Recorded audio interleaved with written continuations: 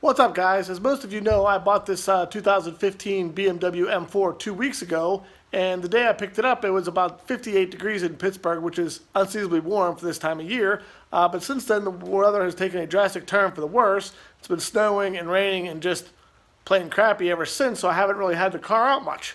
So I've been wanting to flood my YouTube channel with all this awesome M4 content, but it's pretty much just been sitting in the garage. So because of that, I'm just going to go over the features of the car, and I'm going to tell you exactly how much I paid for it. So let's open up the garage door and see what it looks like outside. It's pretty miserable, but it's not as bad as what they were calling for. They were calling for 14 inches of snow, but it rained all night, and it looks like we only got about 4 inches this morning. So here's how the deal went down on the M4. I'm going to start with my trade first. I bought this 2017 Toyota Tacoma at the auction last December, and I paid $29,000 for it at the auction. With the dealer fees and slight markup, there's additional $800, and then another $288 for dock fees, plus the $2,161 in taxes, brought the total up to $32,249. That's what I paid for the truck total. I sold the hard tonneau cover for $500. That brings the price down to $31,741. And they're going to give me $30,500 on trade. Plus the $2,135 tax credit brings us up to $32,635 the truck was worth on trade. Now we're going to look at the BMW. 2015 BMW M4. They were asking $44,750 originally. Within the first month, they dropped the price $4,000, and I negotiated another $750 off of that. So I paid $40,000 for the car. I had a little over $2,500 equity in the Tacoma, and I didn't put any other money down, so with their fees, I financed $38,539. Now I'm going to show you what options my car came equipped with. It has the black full Merino leather. It was a $2,550 option. That means the seats are leather, the door panels are leather, and the dash is leather.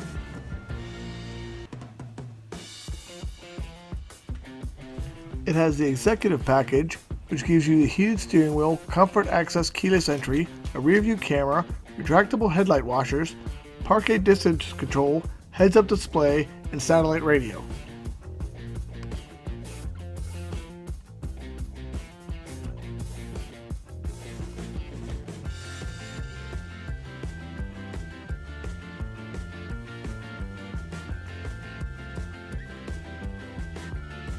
The next option is the Harman Kardon surround sound system, which was $875.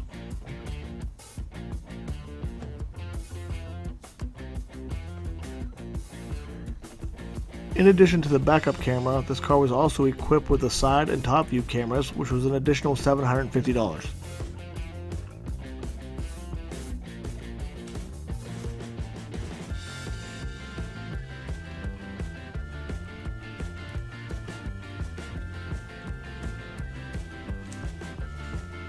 It's also equipped with the adaptive M suspension for another $1,000.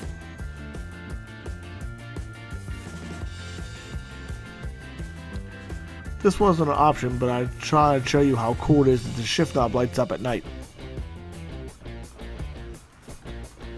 The mineral gray metallic paint was an additional $550.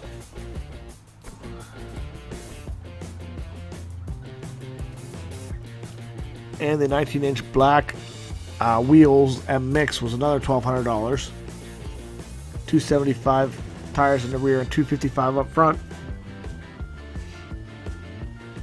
My least favorite option it came with is the wheel locks for $160. Fortunately, the stock lug nuts and wheel lock key are in the glove box, and as soon as I get this thing up on the lift, I'm taking those off and throwing them in the garbage.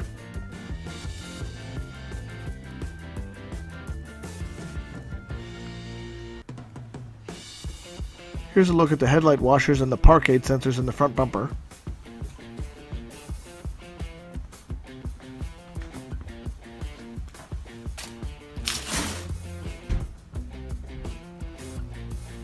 And here's a look at the park aid sensors in the rear bumper.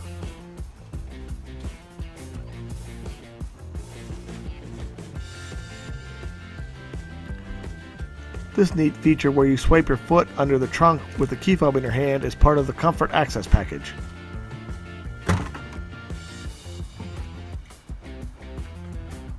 The trunk is pretty large for a sports coupe. The black kidney grills were also an option for $410. Typically they would be chrome.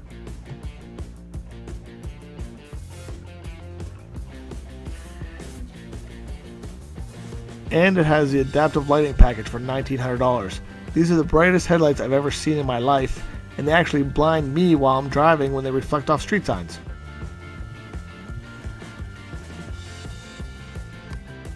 And last but not least, we have the carbon fiber mirror caps. I think this should be stock on all M cars. They were $950. And they match the carbon fiber on the roof, which looks awesome.